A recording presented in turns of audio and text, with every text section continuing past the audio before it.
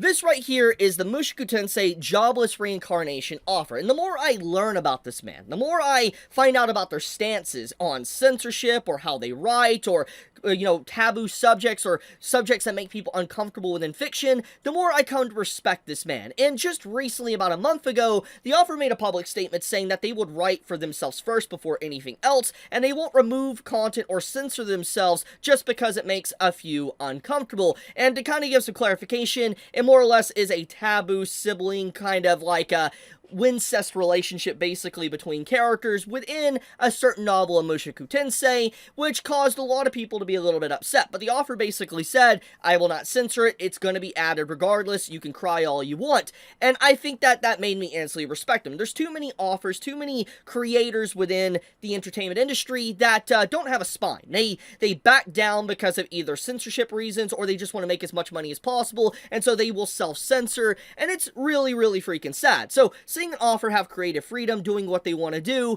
makes me incredibly happy. I really am just happy to see stuff like that. But obviously, there's more to this video than just, let's say, censorship or the author stances. There was recently a thread that started making the rounds that a lot more people, including myself, became a little bit aware of. And it got so much traction, in fact, that the author has even started to make a public statement about it, talking about how they're glad overseas people like, Muramasa and Moy Love. And hopefully I pronounced that right. But to give context to what this is from, basically this is an old thread that the author did back in 2016, a long time ago. Just think about that, 2016, such a long time ago. The society and life, anime, manga, everything was just so different. Like, to put this in perspective, 2016 was a time period when ReZero was getting its foot on the ground, when, like, My Hero Academia was a fresh anime, a fresh manga.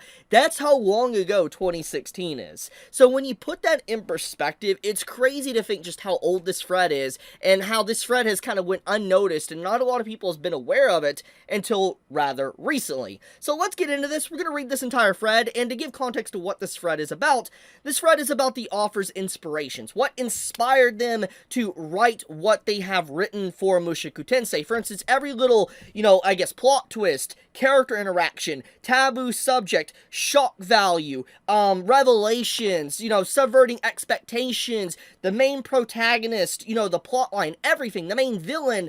This thread goes over kind of what inspired the author to do certain things like they did, and this is fascinating. As a massive fan of Mushoku Tensei, and as a fan of the author, it's nice to see an author kind of being transparent on what caused them to be a better writer, what caused them to do certain decisions within their story, and let's go through this. So this first post here, if you're wondering what this is, since I can't translate it, if you pop this into Google Translate, forgive me for the flashbang, it says, show off the works of things that you use as reference or have been influenced by for your novels or illustrations, depending on the number of likes you get. And basically what this means is that depending on how many likes his original post got, would determine how many threads or additions he would do to this actual thread. And to give some context here, it's very clear that he didn't get a lot of likes back in the past. At most, he got about let's see here, let's go back. He had about 16. Now, I don't know necessarily how many likes this post overall got, but if you go up and you scroll up, it only has 300 likes. And I feel like a lot of these likes are from the recent discovery of this thread, people finding out about the inspiration of Mushoku Tensei. So let's just average it. Maybe he had about 80, maybe 100 likes, being a little bit generous, but that's pretty much about it, I would assume, at the time of when this thread came to a close, because the author does say that they could probably continue writing more inspirations, but they want to go to sleep. So I love how honest and blunt the offer is. But let's get back to the top. Let's start with number one, and let's see exactly what inspired the author to do certain things that they have done within Mushoku Tensei. The familiar of Zero. Number one, the first thing he mentions right out the gate. I did not expect to get hit by nostalgia and a little bit sadness, because the author of Familiar of Zero, sadly, may he rest in peace, no longer is with us anymore. And legit, it was one of the introductions I ever had with, like, transported or reincarnated in another world type story. It was one of the first anime I ever watched, actually. I would say, if I had to calculate when I watched Familiar Zero, it's probably in my first 20 anime I ever sat down and actually watched, and it was a fun ride. Looking back on it, was it the best thing I've ever seen in terms of writing? Probably not. But it was very fun for its time period. It was at least ahead of its time, so to speak. And to see the mentioning of Familiar Zero that has inspired the author of Mushoku Tensei, that's something that kind of blows me away. But let's read the reasoning. So, Familiar Zero. This is the work that taught me that at least one story should progress in the first volume, or first episode.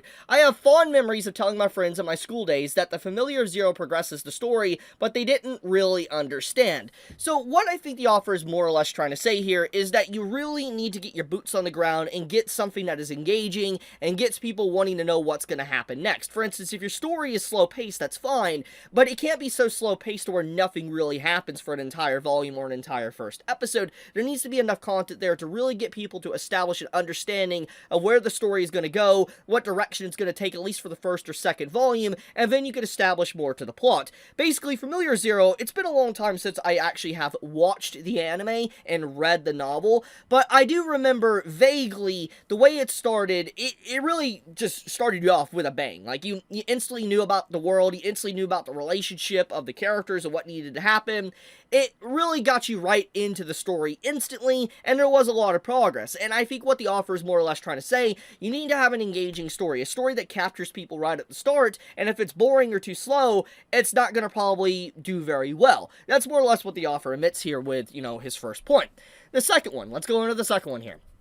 Baky Monogatri. This one, wild. I did not expect to see Baky Monogatri mentioned, but here we are. This is a work that taught me that if there is one interesting thing written in each line, I can't wait for the next line. If I could write something interesting in every line, I would become a legend. Whether I can do it or not is another matter. Now, this one is very fascinating, because obviously what this means is more or less writing a novel. This doesn't mean anime adaptation or anything like that. But for those that are not in the know, Baky Monogatri, or Monogatri in general, is a very wordy series. It is incredibly difficult to translate. It's in a league of its own. It's insane. And basically, the novel is a lot of wordplay. There's a lot of, jokes and stuff put into the way that the writing is done. And the author more or less says that they want to write their novel, at least in Japanese, with a lot of wordplay, making lines fascinating to read, making it to where you want to, keep reading. You're glued to the pages. You never want to stop reading the said story. And I think Baky Monogatri being mentioned here is actually fascinating, because I think that if there's any series that you could utilize as inspiration to want to improve your writing, it definitely would be Baky Monogatri. Just the author in general is in a league of his own when it comes to just how he writes stories, so this makes a lot of sense. Moving on to number 3, we have Cat's Glow. Now, I want to be honest with you, I don't know really much about this, maybe under the Japanese name, but this is a work that made me realize that it's possible to create a fast-paced battle scene even in a novel. I've never been good at reading battle scenes in written form, but the ones written by the author of this work are an exception. I've read it over and over again, and am trying to imitate it. Now, I think this is very fascinating, because I think there's a lot of truth in this. When you think of anime, or just movies in general, action scenes are very easy to portray. You just have movement of characters. You don't really need to write it out and analyze what the character's body is doing, or their expressions, or how they're feeling in that given state. You just see it visually. But in writing, it's definitely a lot more harder to convey, at least get a mental image in someone's mind. And so, the inspiration here from Cat's Globe, even though I don't know much about it, I think there is a lot to really take away here, because writing action scenes is definitely difficult, because you can't just say, oh, the character swings his blade left, and that's it. You need to say the character swings his blade left, there's a lot of tension in his movement, you can feel the shaking in the blade as his arm, as he has fear within his own soul or something, stuff like that. You have to add different elements, you have to add, different, things to really spice up the action, instead of, for instance, just writing, he does this, he does that. So, I do think that this, in general, makes a lot of sense. This one is gonna catch people by surprise. Pulp Fiction. Yeah, Pulp Fiction. This is a film that taught me that it's okay to kill off the main character when you destroy the sense of security. that this guy will never die, it's a bit of a shock to the audience and makes them nervous, and that tension makes the later scenes stand out. This is so true. If there's anything so far that we have went through in this video, this is probably the truest thing. This is a truth nuke. You want to know why? Because I think that in general, when people read stories or watch stories, knowing that the MC is the MC usually adds a layer of protection to the character. You realize the character's probably not going to die, the character's going to be a-okay. And so there is ways to circumvent this to make it seem like there is going to be, worries, or have the character have some form of irreversible damage done to them. For instance, maybe they lose a limb, maybe they lose a loved one, maybe they change, personalities because maybe they get some form of head trauma. Death doesn't necessarily mean that a character doesn't necessarily need to die to have them permanently change or have something really bad happen to add tension. In this case, the author more or less wants to say they want to remove that layer of protection, give the audience or readers that feeling of the character can have something very bad happen to them, they're not safe because they're the MC. I think the fact that the author was inspired by Pulp Fiction of all things is wild. I did not expect this one when I read this, but it definitely makes a lot of sense when you think about some of the things that happen within MT. Moving into number 5, let's get into this one. Unpun Man. Now, I have not read this series or watched it or whatever, but I am aware of it because of Tokyo Ghoul. Ashita Sui was a big fan of this and referenced this a few times within his work, so I am aware of it. I've never personally experienced it, but I do know it's influential and a lot of people are inspired by this, but let's read it. This work taught me the wonderfulness of being able to read for anyone, regardless of age or gender. It's easy to forget when you read a lot of books, but there are certainly unreadable writing styles when you have little reading experience. I want to aim for a writing style that beginners can easily read. Now, I feel like this more or less means in Japanese writing, like, katakana, kanji, hiragana and stuff. I'm assuming basically writing simple sentences in Japanese to make it easier to understand for people picking up the novels. That's more or less what I think that the author is trying to say, but obviously there is definitely more layers to this. I think that when you think of writing styles, if you write something that is very wordy with very complicated words, it can kind of go over people's heads. They might not understand what the character's saying, and so the author's like, there needs to be a balance. There needs to be a balance of, literature that is complicated, but not complicated for a lot of people can dive into the work and understand it without having to, let's say, pull up a dictionary to understand what this word means, which is fascinating because, just a few, posts ago, the author said that they wanted to be a little bit more like, Baky Monogatri, which, FYI, as I said, Monogatri's writing is phenomenal, but it's very wordy and very difficult to understand because of just how wordy it can be. So seeing the contrast of this and that, it's fascinating. Basically, the author admits they want to find a middle ground between both stories to be able to do something with their writing. Moving on to number 6, we have this one. We have ASOL World. Another nostalgia blast I did not expect to get hit by, but ASOL World, loved the anime. It was something I remember watching on a weekly basis when it came out, and I was always upset that we never got a season 2. It really should have, but let's read this. This is a work that taught me that a standard storyline is fine, especially when the world setting is complicated. It's better to have a common but easy to understand storyline than to twist it in a weird way and make it difficult to understand. Once again, this goes along with the Baky Monogatri stuff and the Unpun Man, basically having easy to read writing, but also having it to where it can be complicated in the world space. And when you think about Mushoku Tensei, it definitely accomplishes that. You don't need to have the most complicated stories. You can have a very straightforward plot, and it can be very engaging. You just can mix it up with the world environment. Really like this one. It makes a lot of sense. So let's move on to number 7. Number 7 here, Planet of Sadness. To be completely transparent, I don't know much about this one, never read it, never watched it, don't really know what it's from, but this work that taught me that growth is change. When something changes, you start to act a little differently than before, and the action creates a new path. Even if it's in a bad direction, it's still growth. I think fundamentally, this is probably one of the most important ones of inspiration that the author has said thus far, because the very core essence of Mushoku Tensei is change. It is about a character or characters growing and changing. Even if they don't grow into being a better person, they grow nonetheless. And that's more or less what the author says here, that the Planet of Sadness is what inspired them or let them know that change is growth. Growth is change. And you can see this a lot within the writing. I mean, think about the very beginning of the story.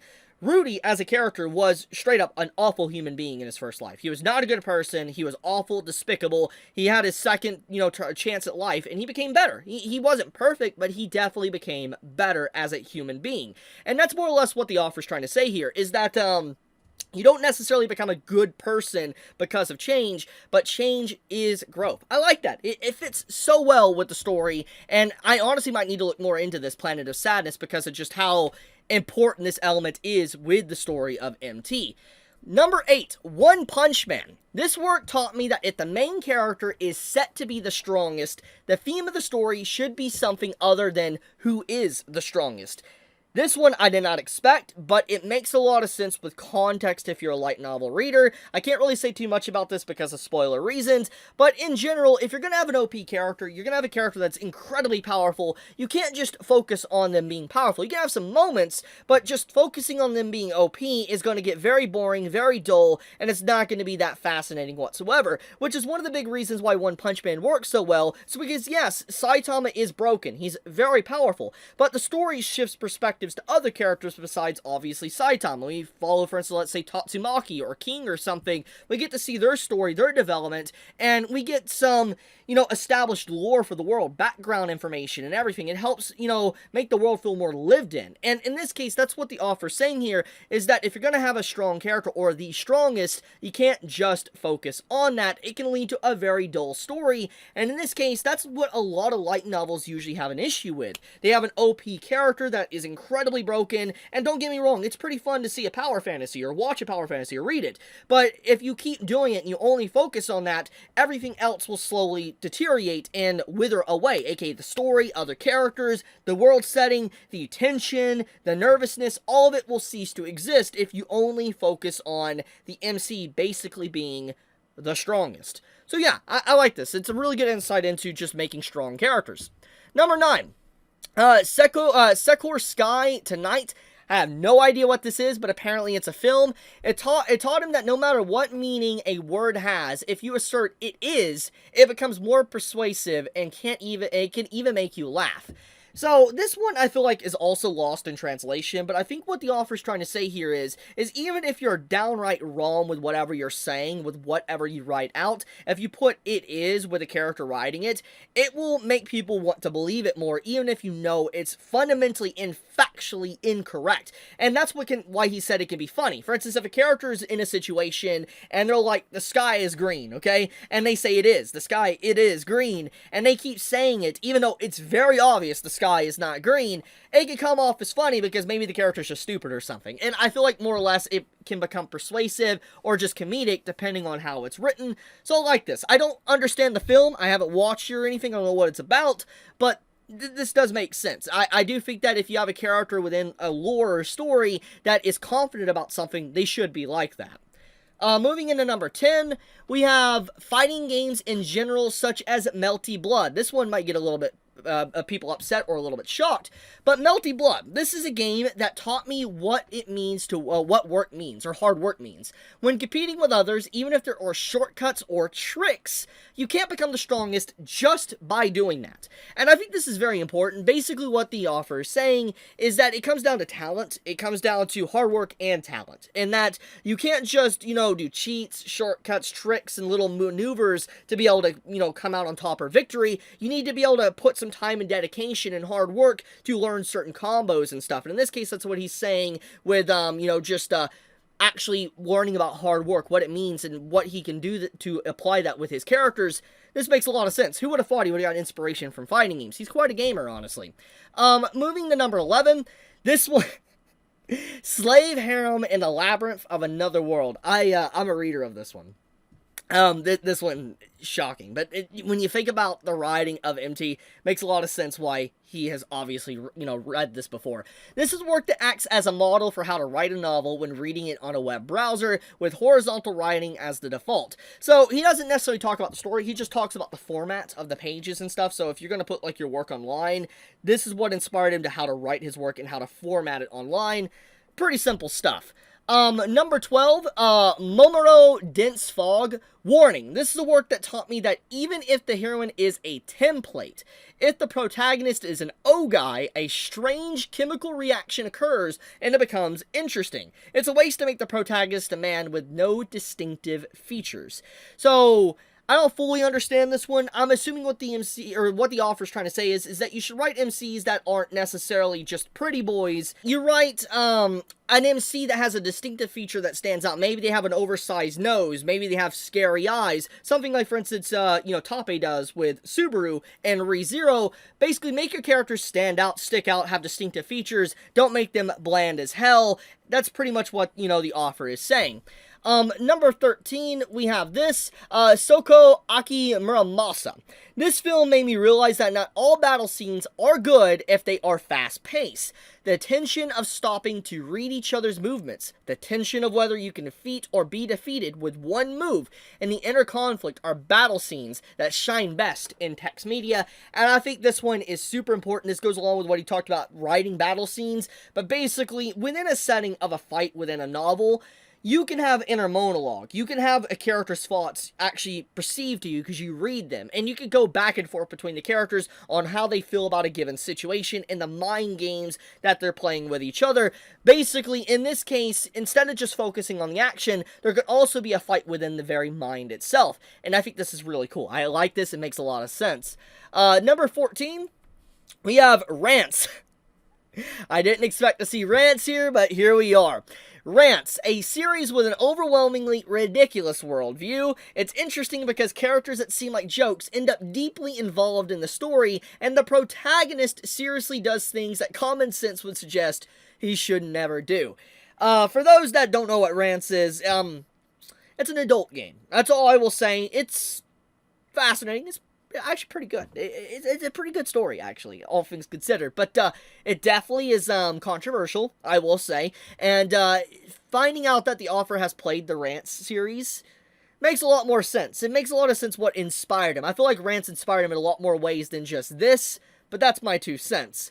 Number 15, let's get into this one. We have, I actually messed that one up. We have Moy Love. This work taught me that if you want to create despair or shock, it's better to depict everyday life in detail. I think how happy you can portray your daily life is going to be, and how much of a shock it'll be when you lose something. So what this basically means is that he wants to portray his characters as happy. Everything is going well, life is good. And then suddenly, something bad happens. Bad news comes in, and everything falls apart. It is how life is. That is realistic. And you definitely see this in Mushoku Tensei Season 1 and Season 2. So, to find out that Moy Love had such an impact on the writing and definitely the fundamental direction the story of MT went is surprising. And this one is what really caused this thread to blow up.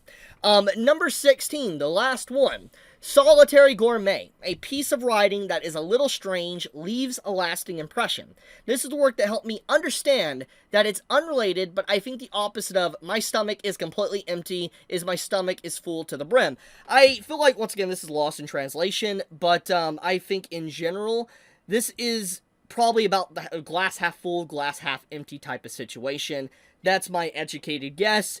But yeah, this is the thread that is gaining a lot of traction, a lot more people are becoming aware of, and I think it's interesting, getting to see the insight of an author and what caused him to write the way they did. I always love this type of stuff, and I want to thank Sly here for actually bringing this to my attention. I wouldn't have become aware of this thread if it wasn't for this post he made, but yeah, I just wanted to share this with all of you.